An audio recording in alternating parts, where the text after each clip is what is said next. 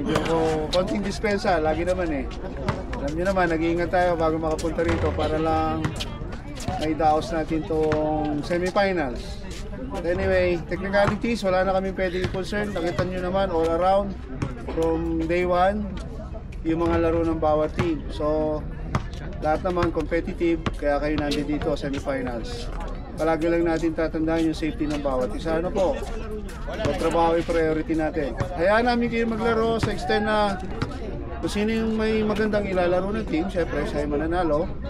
At iwasan lang natin na alam naman namin, walang gustong manakit. Ayun. Kaya nang lagi namin sinasabi, pag nasaktan, pag nasaktan natin, apologize lang. Okay? Hinang ng dispensa. Doon naman sa nasaktan, huwag naman masyadong maging Pinoy. Okay? Alam namin na Pilipino, hindi ka agad basta-basta nagpapa-argabyado. Pero lagi natin isipin eh, kapwa tayo Pilipino, trabaho din natin dito. Okay?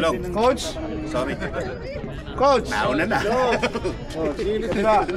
Sir, again, kung sino hingi ng timeout at saka any concern sa table, etong dalawa lang i-authorize namin and team captain. Sino ano mo? Team captain.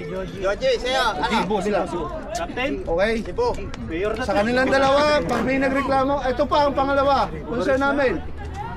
Pag hindi may nagtawag kami na hindi naging pag-favor sa inyo, bigay nyo na lang sa coach o kausapin nyo kami during dead ball para makapag-focus kami lalo ni Madam. Kasi ito manipulating tayo. Ako na mismo umaamin, matagal na ako sa basketball. May mga pagkakataon talaga na sa side ninyo kita, sa side namin, position namin blind. Hindi kami tigakyapo. Ano po? Although aral kami sa basketball ni Madam, ng PBA, almost 6 months kami nag-academician, alam na namin yung gulang tawag at saka hindi. Pero as much as possible, pag hindi namin natawagan, move on tayo. Okay? So wala na, let's go. Kamayan tayo, makasal. Kamayan. Hindi nagpa-dikit-dikit. Hindi nagdikit-dikit. Good luck.